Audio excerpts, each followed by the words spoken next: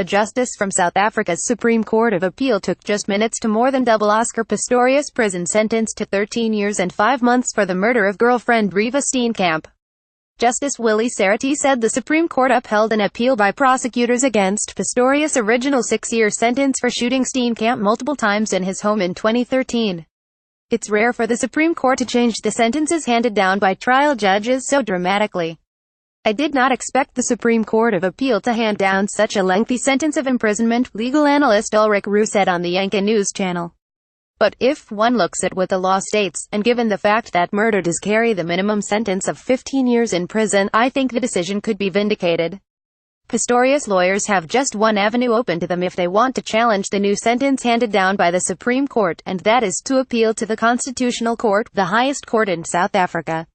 Steenkamp's parents were emotional as they watched the court proceedings live on television at home, family lawyer Tanya Cohn said. They feel there has been justice for Reeva. She can now rest in peace, Cohn told the Associated Press. But at the same time, people must realize that people think this is the end of the road for them. The fact is they still live with Reeva's loss every day. Pistorius killed Steenkamp in the pre-dawn hours of Valentine's Day 2013 after shooting 4 times through a closed toilet cubicle door with his 9mm pistol. He claimed he mistook the 29-year-old model and reality TV star for an intruder and was initially convicted of manslaughter by trial judge Thokozile Masipa. That conviction was overturned and replaced with a murder conviction by the Supreme Court in 2015. He was then sentenced to 6 years for murder by Masipa, a decision also now rejected by the Supreme Court. Prosecutors called the 6-year sentence much too lenient and the Supreme Court agreed, saying in a full written ruling released later that the sentence of 6 years imprisonment is shockingly lenient to a point where it has the effect of trivializing this serious offense. The Supreme Court said that Pistorius displays a lack of remorse and does not appreciate the gravity of his actions.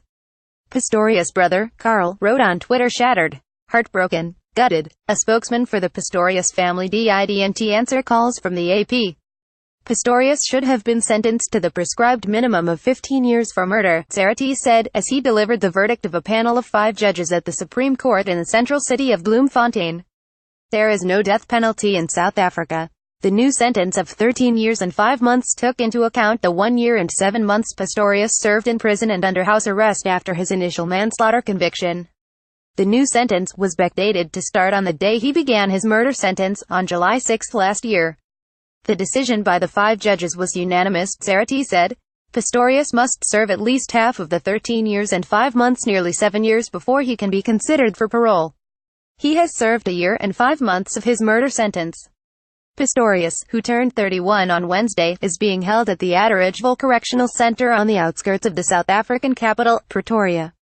Friday's Supreme Court decision also has possible consequences for where he is held for the remainder of his sentence.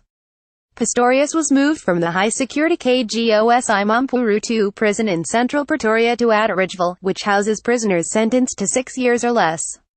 Pistorius might now be moved back to a higher security facility. The ruling could also bring an end to a near 5-year legal saga surrounding the double amputee athlete, a multiple Paralympic champion and record breaker who was the first amputee to run at the Olympics and one of the most celebrated sportsmen in the world. Pistorius failed with an appeal to the Constitutional Court last year to challenge his murder conviction. The Associated Press contributed to this report.